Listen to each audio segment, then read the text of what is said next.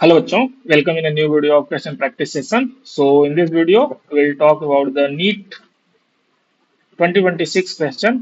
हम नीट 2026 के क्वेश्चन का ही सीरीज चला रहे हैं, जिसमें इसके पहले का 45 से लेके ये वैसे जो पेपर है, पेपर कोड 12 का हम फॉलो कर रहे हैं। तो अगर आपको किसी को मैच करना हो तो आप डायरेक्ट वहां से मैच कर सकते हो। पेपर कोड 12 का ये 52 क्वेश्चन है, 45 से हमने स्टार्ट किया है। तो देखते हैं।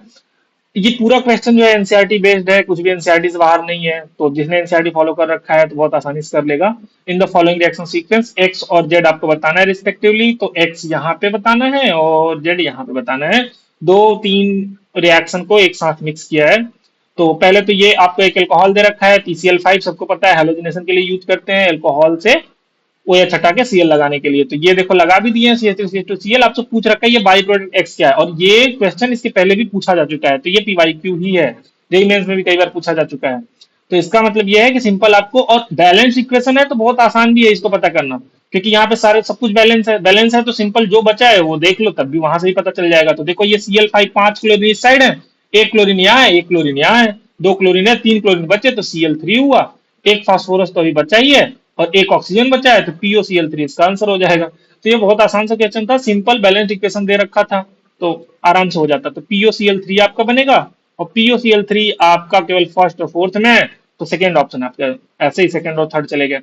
नेक्स्ट है आपका एल्कोहलिक KOH। ये E2 एलिमिनेशन के लिए यूज किया जाता है। E2 एलिमिनेशन मीन्स बीटा से, जिस साइड क्लोरीन है उसके बीटा पोजीशन से अपोजिट साइड से, यानी कि यहाँ पे अगर ऐसे यहाँ क्लोरीन है तो ये अल्फा और ये बीटा, इस बीटा कार्बन के इसके अपोजिट, ये अगर अप पे है ऐसे तो ये डैश वाला यहाँ से ऐसे ये निकलता है और यहाँ पे अल्कीन बन जाता है।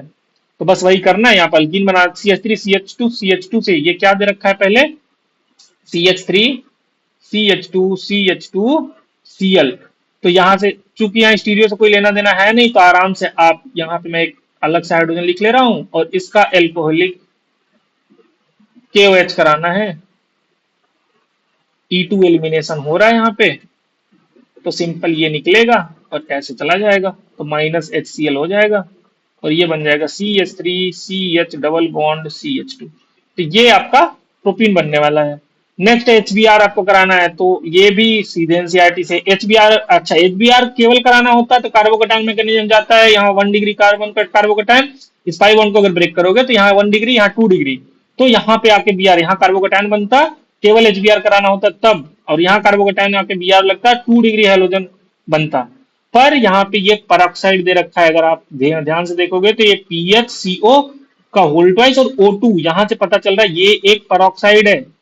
परऑक्साइड एनसीईआरटी में भी है, और जब भी परऑक्साइड होता है ये एंटी मार्कोनिकॉफ रूल फॉलो करता है।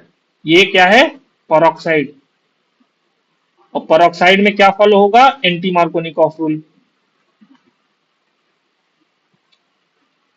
Anti Markovnikov. और एंटी मार्कोनिकॉफ में क्या हम कहते हैं, एंटी मार्कोनी में हम कहते हैं कि जहां पे इस पाई बॉन्ड में जहां पे CH सॉरी हाइड्रोजन ज्यादा होगा, इसका निगेटिव पार्ट वहीं लगेगा। तो इसमें ये प्लस है ये माइनस है, तो यहाँ दो हाइड्रोजन है, यहाँ एक हाइड्रोजन, तो Br को यहाँ लगा देना है बस। तो ये CH से CH2 हो जाएगा, और ये CH2 से CH2Br हो जाएगा।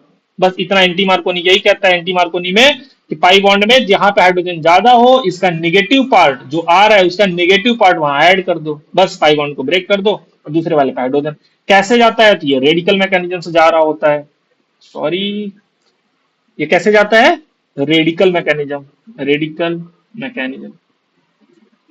ठीक, तो ये आपका CH3 CH2 CH2Br, तो ये किसमें है, ये तो दोनों पढ़ चुके हैं, इसमें 2 डिग्री यहाँ 1 डिग्री, तो बस यही फोर्थ ऑप्शन आपका करेक्ट ऑप्शन होगा। तो आई होप आपको समझ में आया होगा। सिंपल ये सब क्लास में पढ़ाए हुए क्वेश्चन होते हैं, तो जिसने भी अगर ध्यान से नोट्स पढ़ा होगा तो ये तो आराम से क्वेश्चन कर लेगा। तो आई होप आपको समझ में आया होगा। अगर आपको इसका मैकेनिज्म चाहिए कि एंटी मार्कोनी कैसे जाता है, तो आप चैनल को फॉलो कर सकते हो, आपको प्लेलिस्ट सेक्शन में वहां पे मिल जाएगा, जो हेलो एल्केन हेलो अरीन्स वाला चैप्टर है उसमें आपको मिल जाएगा कि ये पूरा मैकेनिज्म कैसे जा रहा होता है। ठीक, अगर आपको ना समझ में आए तो फिर आप कमेंट सेक्शन में पूछ सकते हो, मैं रिप्लाई कर दूंगा। और हाँ, चैनल को सब्सक्राइब कर लेना ताकि इसके बाद वाले जो क्वेश्चन है वो भी आपको मिलते रहें। Thank you.